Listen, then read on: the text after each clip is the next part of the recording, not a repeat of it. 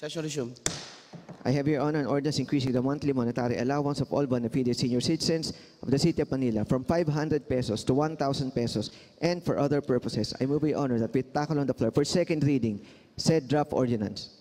There is a motion by the majority floor leader to tackle the said draft ordinance for second reading. Is there any objection?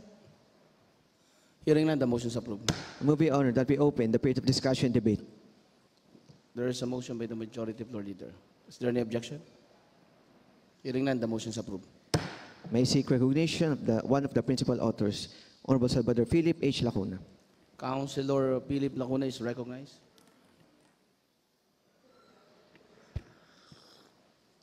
Magandang hapon po sa ating lahat.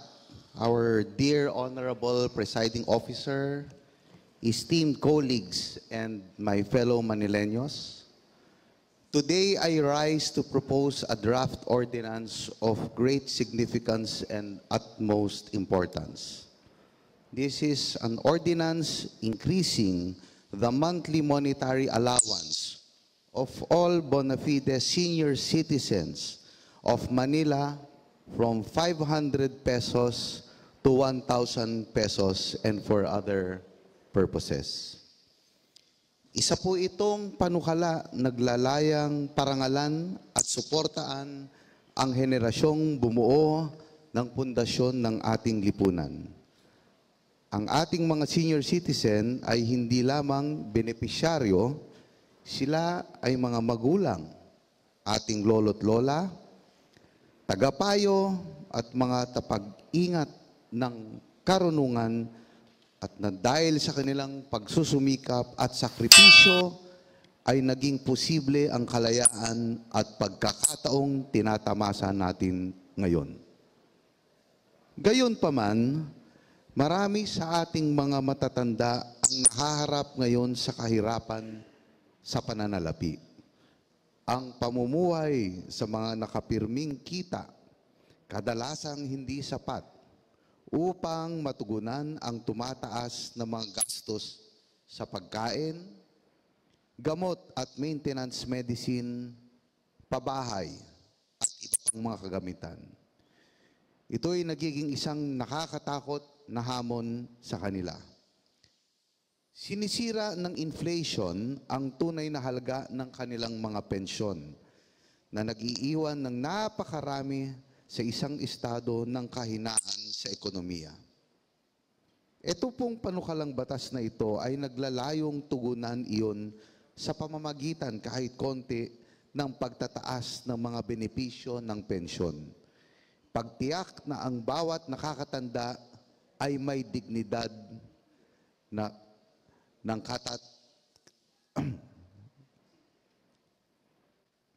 katatagan ng pananalapi. Your Honor, the purpose of these legislations is twofold. Number one, financial security. With a modest but meaningful increase in pension payments, our senior citizens will have better access to essential services such as healthcare, nutrition, and housing. Number two, social justice. This bill acknowledges the service and contributions of our elderly. After dedicating their productive years to the workforce, they deserve the peace of mind that comes with knowing their basic needs will be met. This bill is not just a fiscal measure, it is a statement of our values. It demonstrates our recognition that we owe it to our seniors to protect them from poverty and indignity. Their well-being reflects our collective humanity. While some may raise concern about the financial impact to the city, to them I say, investing in our elderly is not a burden but a responsibility. The cost of neglecting them will far outweigh the small adjustment we propose here. We have the opportunity to provide relief that is affordable and just, supported by reallocating existing resources and improving the efficiency of our pension programs through efficient fiscal management. Mga kasama, ang panukalang batas na ito ay sumasalamin sa uri ng lipunang sinisikap nating maging. Isang lipunan na nagmamalasakit sa pinakamahina sa atin at gumagalang sa mga kontribusyon sa bawat henerasyon. Ipapakita natin sa ating mga nakakatanda na hindi sila nakalimutan.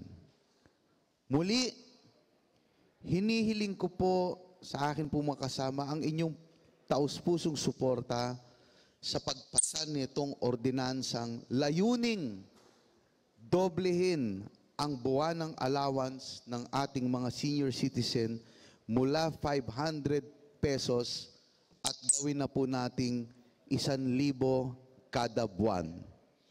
At sama-sama nating parangalan ang pamana ng mga nauna sa atin at tiyakin ang isang marangal na buhay para sa kanila sa mga taon na kanilang natitira o nalalabi.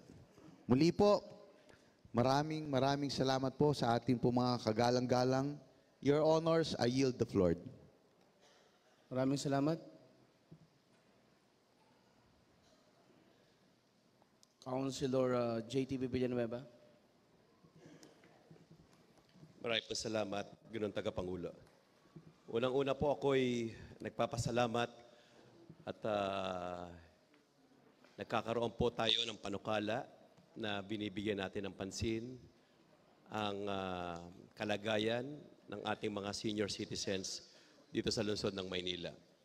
Sisimulan ko po ang aking pagtatanong, pero bago ko po tanungin, gusto ko lang hong maging malinaw ito na ang inyong pong lingkod ay hindi po tumututol dito.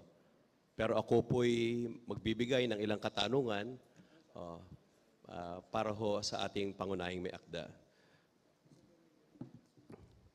Unang-una po, tama po yung binanggit niya na baka tanungin kung ano ang magiging impact nito sa ating pananalapi sa buong taon, ang darating na taon, 2025.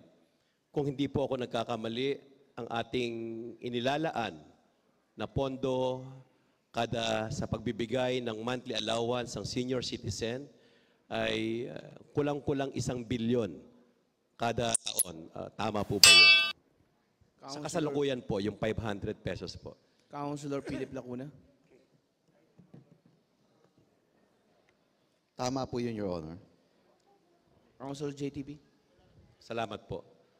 Kung kulang-kulang 1 bilyon po ang ating inilalaan sa ating budget, kapag dinobli po natin ito, mangangahulugan po ito na ito po ay maglalaan ng kulang-kulang o humigit kumulang 2 bilyon para po dito sa ating ipinapanukala. Councilor Philip. Tama po, Ginoong Tagapangulo. Councilor JTV. Ngayon po, kung sa ating ipinanukalang annual budget na 25 billion pesos at inilalaan natin ng 2 billion para sa social amelioration o pagbibigay ng 1,000 pesos monthly allowance sa senior citizen, meron po ba tayong sinakripisyong departamento o sangay ng ating lungsod na nabawasan ang budget? Councilor Philip Lacuna. Your Honor, sa akin pong pagkakaalam ay wala po tayong sinakripisyo po dito, Your Honor. Makakaasa po ang atin pong mga kababayan na maliban po sa pag-i-increase ng social amelioration program po natin para po sa ating mga senior citizen, ay tuloy-tuloy pa rin po ang serbisyo po na maaasahan po ng ating po mga kababayan. Marahil mamaya po ay mas mapapaliwanag po ng team pong Committee Chairperson on Appropriation, ngunit nung atin po itong pinag-aralan ay meron naman pong karampatang appropriation na pagkukuhaan po na itong pondo po na ito, Your Honor. Councilor JDB. Maraming pasalamat. Kaya ako po na itanong, baka kako merong nasakripisyong ahensya o departamento sa ating lungsod at ang tugon sa atin ay wala naman. Kung tama po ako, sa akin pong pagsasaliksik, meron po tayong, sa akin pong sa agarang pagsasaliksik, may nakita po akong 2 hospital natin na nabawasan ng budget. At dito sa mga hospital na ito, sa ating pagtatanong, may mga kakulangan, kagaya ng mga kagamitan, gamot, laboratory equipments. From 950 million, kagaya ng Sagat Andres at sa Justin yata po yun, from 950 million annual budget, naging 800 million na lang po. Ibig sabihin, nabawasan po ito ng tig 150 million, kaya po tinatanong ito, hindi po kaya magkaroon ng malaking epekto ito sa mga batang Maynila na pumupunta sa mga hospital na ito, na dumadaing, na kapag pumupunta ay kulang ng gamot o kaya naman ay hindi sapat yung mga services doon sa mga hospital nito. Pero nabawasan natin ng 300 million. Hindi po kaya itong naibawas na ito ay dito natin kinuha para naman sa ating mga senior citizens. Yung pong nagtatanong lang po. Councilor Philip. Your Honor, sa palagay ko po kasi sa iba pong item po ang ating pong mga hospital, Your Honor. No? So, hindi ko po matitiyak kung talaga pong doon po, ang masasabi ko lang po, Your Honor, ay wala pong o hindi po kukunin po ito sa ating po mga health services, Your Honor, ang pondo na gagamitin po natin dito para po sa increase ng ating po mga senior citizen. Your Honor, marami pong kadahilanan kung bakit po minsan ay nagbabawas po tayo ng budget sa isa pong departamento. Kadalasan po doon, Your Honor, ayun pong tinatawag po natin na mga iba pong item, lalong-lalo na po sa personnel, na hindi na naman po nagagamit po yung mga item po na yon dahil bakante na po for the longest time at minamarapat na lang pong scrap, Your Honor. Ngayon, sinasabi ko nga po marahil mas makakatugon po dito sa kasagutan po na ito ay si Councilor Onolim. Pero ito pong sinasabi ng butihing konsyal mula po sa ika-4 na distrito. Isa lamang po ito sa pagpapatunay ng isa pong tinatawag na efficient fiscal management. Yung pagbabalansi po ng mga pangangailangan po natin para po maging prioridad ang anuman pong kailangan po natin pagtuunan ng pansin. Sa palagay ko po, Your Honor, ito pong pagtataas po ng budget ng mga senior citizen, kung sakali man pong nabawasan man ng ilang pananalapi ang ating pong healthcare services. Imagine na lang po yung mga gamot o maintenance medicine o yung mga gamot para po makaiwas na ang ating pong mga senior citizen ay mapadalas sa ospital, Your Honor. So palagay ko po magiging mas advantageous pa rin po itong pagdodoble po ng ating pong senior citizen allowance dahil kung dati po ay nahihirapan po sila sa maintenance medicine po ng ating senior citizen. Ngayon po meron na po silang panibagong pagkukuhaan ng pondo para po sa mga kanilang mga gamot, Your Honor. Councilor JTV. Maraming pasalamat muli, Ginoong Tagapangulo. Ikinalulugod ko pong marinig na magiging advantageous ang ating ipinapanukala. At ako naman po ay, kagaya ng aking binanggit kaninang simula, ako hindi po dito tumututol. Ako'y natutuwa sapagkat ito'y papakinabangan ng ating mga senior citizens. Siguro po ang aking agam-agam lamang dito ay yung pagbabawas ng pondo sa other health services na binanggit natin, na hindi po milyon, kundi 100 milyon, 300 milyon ang naibawas sa dalawang ospital na aking nasilip. Dalawa pa lang po yun. Hindi ko po alam yung iba pang ospital na 4 kung nabawasan ng 20, 30, 50 million. Pero ang aking naging kagulatan, yung dalawang ospital na nasilip ko ay from 950 million ay naging 800 million. So ibig sabihin, malaking halaga po yung 300 million na yon. At baka dahil lagi tayong nakakarinig, magpahanggang ngayon, ng mga kakulangan sa mga hospital na ito, nabawasan nga yung mga pangangailangan palalo. Hindi lang ng mga matatandang pumupunta doon, kung hindi ng mga hindi senior citizen, kagaya ng mga buntis, mga bata, at yung, sabi ko nga ho, hindi nga ho senior citizens, baka lalong magkaroon ng pagkukulang. Anyway, nandito naman po ang ating chairman ng appropriation. Ang tanong ko lang po, total pinag-uusapan natin halaga at budget. Tanong ko lang po sa ating chairman ng appropriation, bakit po kaya magpahanggang ngayon, tayo'y nasa last quarter na, at sinasabing may sapat tayong halaga para dito sa pagbibigay na ito. Bakit po kaya halos lahat ng departamento natin ay naka-hold ang third and fourth na budget nila sa MOOE o yung Maintenance and Other Operating Expenses? Maaari po kayang ipaliwanag sa atin ito ng ating chairman ng appropriation. Councilor Unalim. Your Honor, before I answer that, I'd just like to make a clarification regarding the inquiry of Councilor JTB from the 4th District with regards to the hospital adjustment po. So sinasabi po ng ating kagalang-galang na konsihal na meron ng mga decrease sa mga budget, baka ito po ay nalagay sa iba. Ito po ay hindi po dahil sa atin ng pagkakaalam, tumaas ho yung increase ng PhilHealth support. So, Your Honor, so with the increased contribution and broader coverage, yung atin hong PhilHealth is taking on a larger share of the cost para sa ating mga hospital services. Ito po, this means that local hospitals, like yung 6 district hospitals po natin, don't need to bear as much of the direct financial responsibility for treating our patient.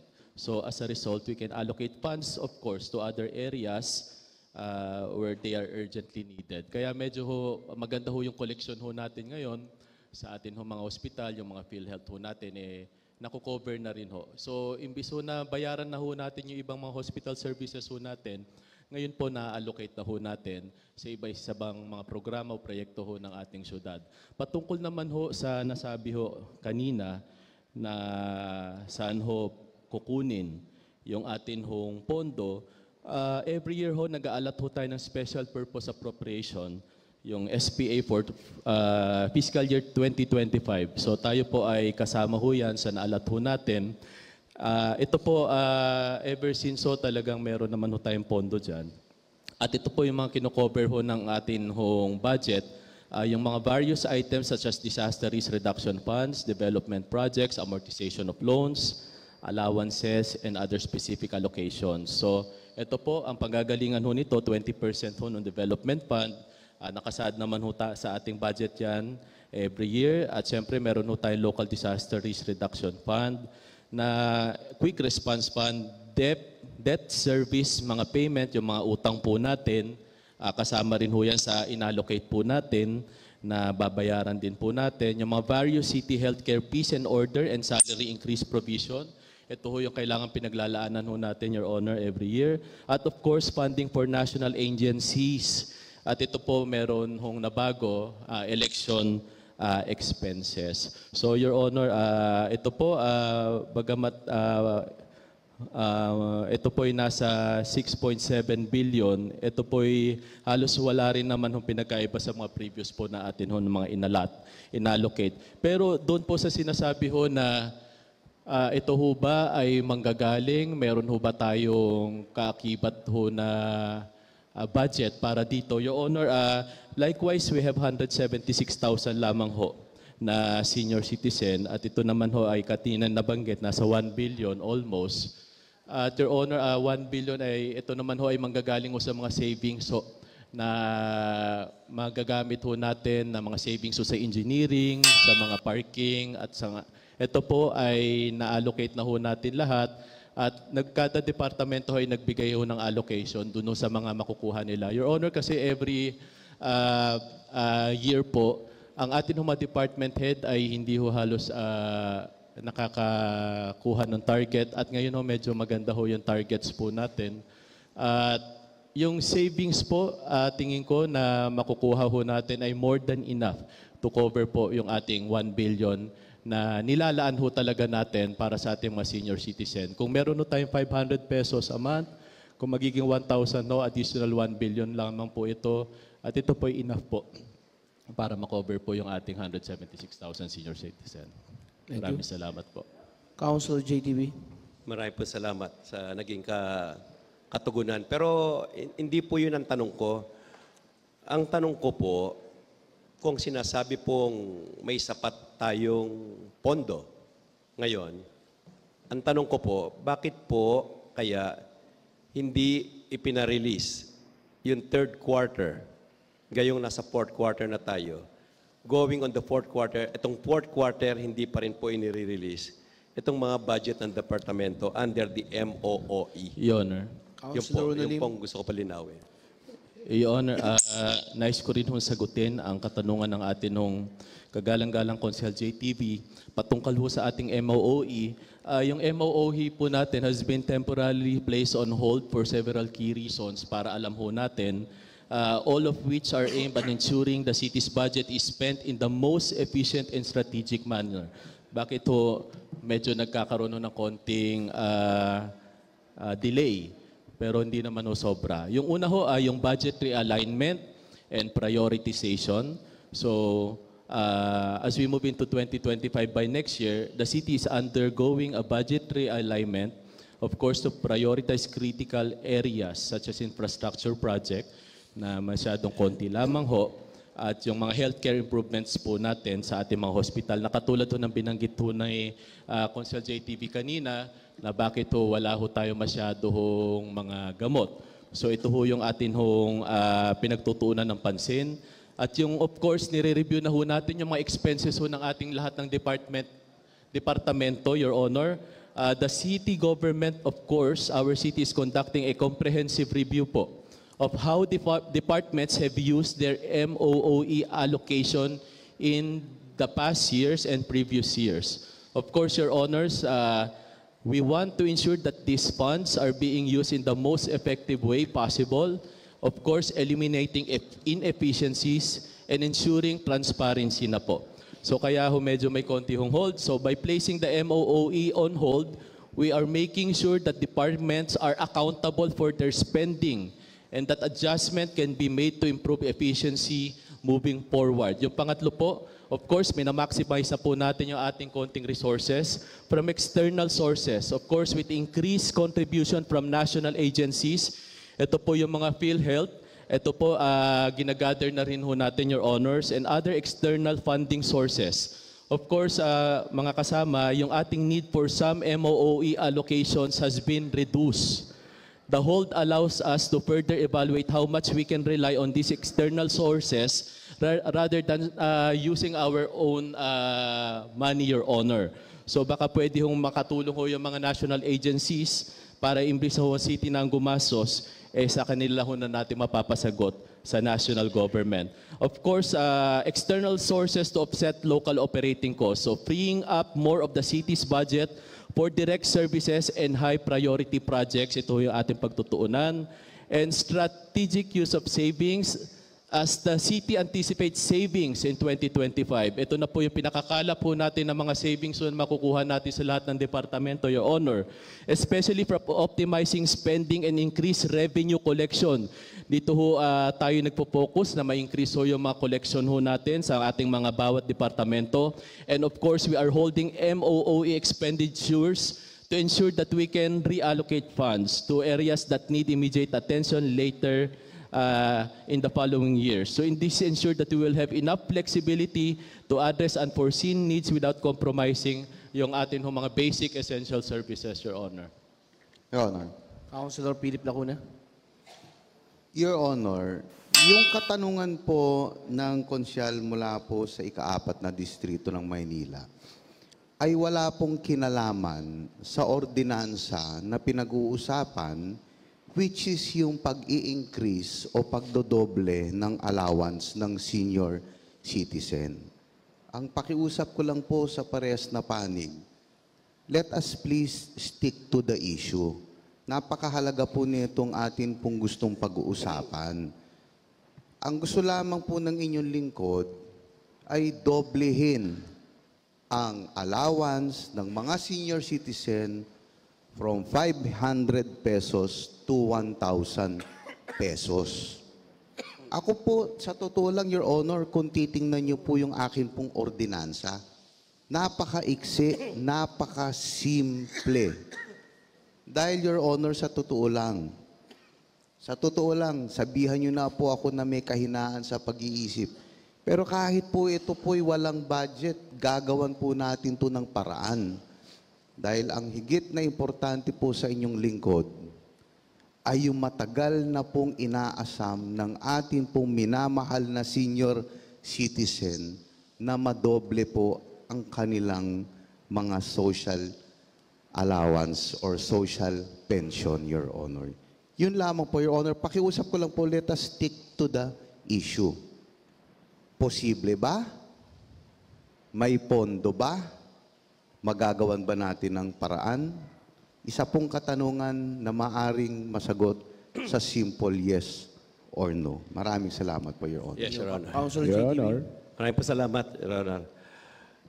Alam po ninyo, kaya ho nakakairita na laging naririnig na ito namang proposal na ito'y maganda, madaliin natin, sapagkat maganda ang hahantungan nito. Wag naman tayong gawing parang bata dito nang lahat na lang ng uri ng pagtatanong ay naiuugnay na parabang may kulay. Yung pong aking ginagawang pagtatanong ay lihitimo, maayos na pagtatanong sapagkat inaalam natin itong pananalapi sapagkat baka dumating ang pagkakataon na tayo'y nagpapanukala at pagdating ng araw o takdang araw na tayo'y nakapangako na sa taong bayan na sila'y bigyan nito, hindi natin pwedeng idahilan sa mga senior citizens. Pasensyahan nyo na, kulang ang ating koleksyon. Narinig nga po natin sa chairman ng appropriation. Sinabi niya na itong mga nagdaang buwan, itong taon na ito, hindi naging maganda ang koleksyon. At there is a projected na magandang koleksyon sa hinaharap. Projected.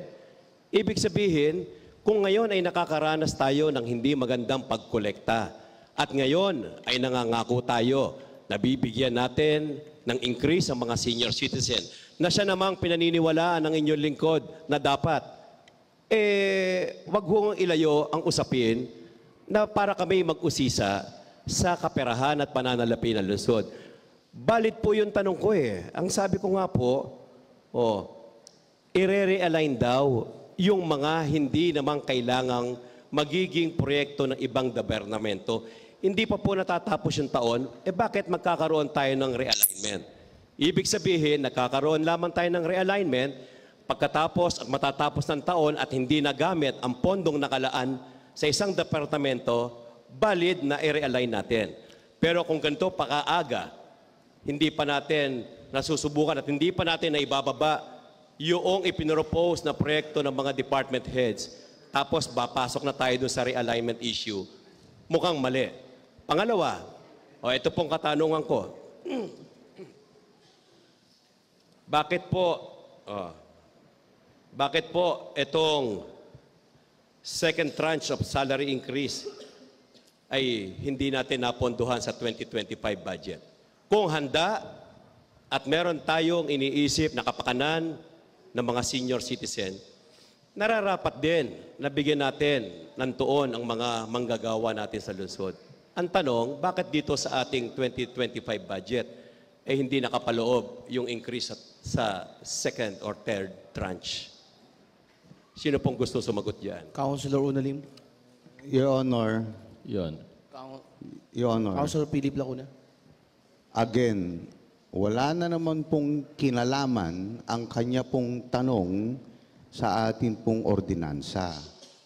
Pero po, sasagutin ko siya na sa akin pong pagkakaalam, included po sa atin 2025 budget ang tinatawag po natin salary increment increase or yung tinatawag po natin second and third tranche po, Your Honor.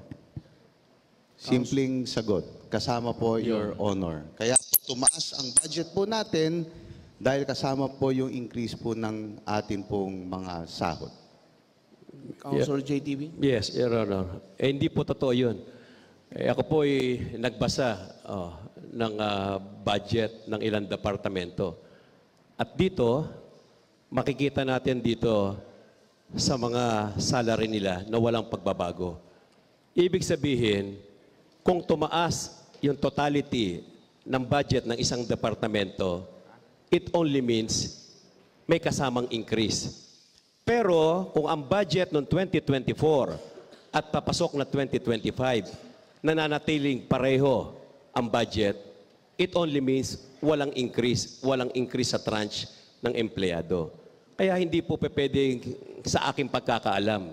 Dapat basahin. Pangalawa po, gusto ko lang tanungin, kailan po nagkaroon ng committee hearing dito sa panukalang ito? Hindi po kami naabisuhan na nagkaroon. Kung meron man, pero tingin ko, sinecheck ko po dito, wala hong naganap na committee hearing para dito sa panukalang ito na magbibigay ng increase. Siguro yung chairman ng appropriation ang makapagsasabi ng katotohanan kung nagbaba siya ng notice sa mga konsihal, sa mga miyembro ng Committee on Appropriation na nagkaroon ng ganitong araw, ng ganitong oras ng committee hearing tungkol sa usaping tinatalakay po ngayon. Councilor Onilim. Your Honor, katulad nga ho nabanggit po natin, ito po ay nakasama na ho sa executive budget po natin fiscal year 2025. Your Honor, ito po ay some ordinance po na inahatag po natin. At yung sinasabi ho kanina ng ating kasama na realignment, Your Honor, yung mga savings, Your Honor, ito po yung mga pinasahon ng atin ho mga department heads at sinumite ho sa ating local finance committee. Sa kanila ho nang galing ho lahat yung mga budget na ito at yung mga proposal po natin. Ang binanggit ko kanina, hindi ho tayo nagre-realign. Ito po ay sinabi ko lamang ho na kaya ho ng pondo ho natin for next year. Dahil ho malaki ho yung atin hong kita o mga savings na katulad nga ho ng kinover na ho ng PhilHealth imbis na ho na mag-allocate ho tayo ng mga hospital services, Your Honor. Dito ho maganda hong, imbis ho na dati sinabi na 150 million yung binawas, yun ho isinumpite ho ng mga hospital directors po natin. Dahil yun na lamang ho ang kanila hong expenses at marami hong kinover na ho yung PhilHealth. Kaya siguro maaring nakita ho ng ating Konsehal JTV yung pagkakaiba. Hindi na ho pinacharge ho ng ating mga direktor sa ating lungsod yung mga ganong klase hong expenses. Kaya tingin ko naman ho sa pato kung almost 1B, kaya naman ho, dahil marami rin ho talaga namang savings at marami hong aid from the national government ang makukuha ng lungsod ng Maynila. Yun lamang, Your Honor. Your Honor. 1 minute recess declared by the chair. Sige po. Pagbigyan po muna natin si... Councilor JTB Villanueva is recognized. Kaya pagpasensya na po ng ating kaibigan sa unang distrito, baka ho kasi makalimutan ko, hindi po sinagot ng ating chairman ng Committee on Appropriation ng katanungan ko, nagkaroon po ba ng committee hearing? Kailan? Anong oras? Sapagkat aking pinasuri ang schedule dito, wala namang ginawa. At nasaan po yung committee report? Hindi po nasagot ng ating committee. Wala po akong sinasabing kung naka-alat na ito for next year. Tama naman. Ang tanong ko lang, kahit na naka-alat ito, dapat dadaan ito sa committee hearing at magkaroon ng committee report, yung Committee on Appropriation, tungkol doon sa ipinapanukala ng principal sponsor. Yun pong gusto ko marinig sa kanya kung nagsagawa po talaga ng committee hearing tungkol dito. Councilor Philip Lacuna is recognized.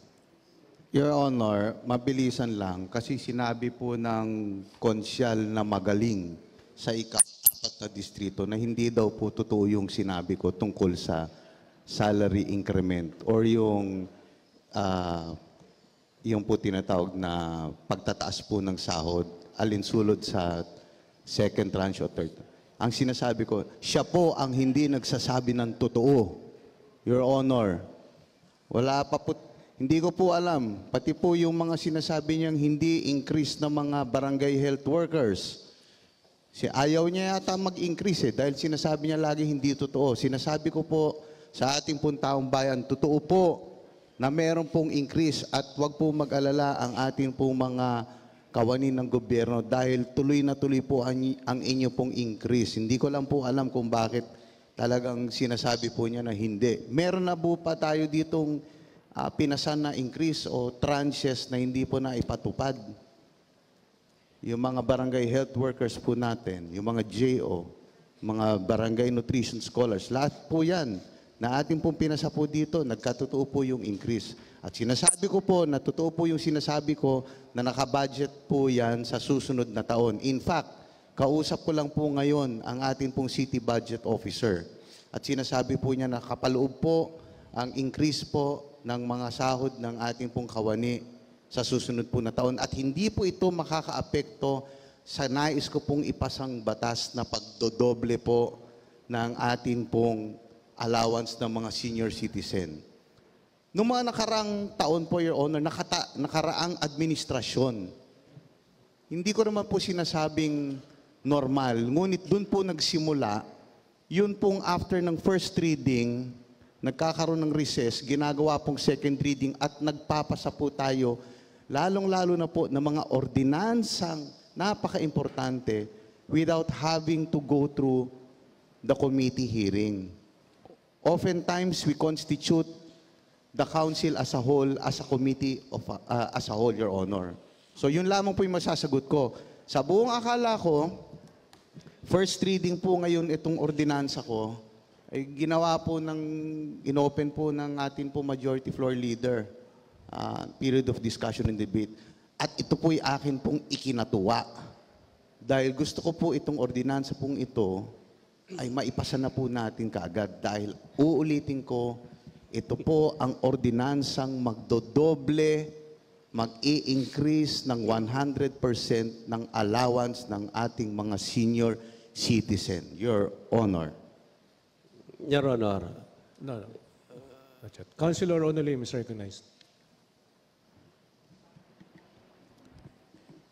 Your Honor,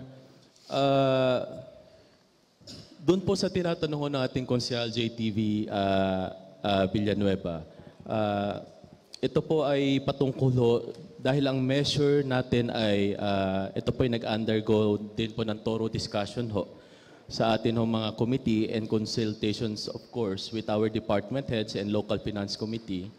So a formal committee hearing na ay may not be seen as redundant. So the council of course as a whole, we may argue that all relevant issues have already been addressed and holding another hearing would only delay the benefits this ordinance intends to bring, Your Honor. So in this case po, Your Honor, it can be explained that our council, that the decision to proceed without a committee hearing was made to ensure that the services or benefits provided by the ordinance would not be delayed dahil ito po may time sensitivity and unnecessarily while also adhering to the rules that allow for the flexibility in the legislative process. And since sa site ko lang suspended po yung rules po natin, I'm just citing Section 55, that the Council has the authority to suspend our rules, of course, including the requirement for a committee hearing with a majority vote. This mechanism is in place to allow the Council to act swiftly, katulad hong ginagawa natin para hindi humantala ang pagbibigay ng atin mga ayuda sa ating mga senior citizen when needed, even without a committee hearing. Your Honor, please. Yes, Councilor JTB. Hindi po ako kontento sa sagot na yon. Question, sandali lang po. Huwag po tayong sumasabat until you are recognized para po may order po sa atin. Yes, Your Honor. Kasi para lang po mabigyan natin, nag-arbiter lang po ako rito para po lahat tayo mabigyan ng pagkakataon magsalita. Salamat po. Okay lang po ba? Salamat po. Binibigyan Your ko ng Honor, oras ako naman po. Kanina pa po.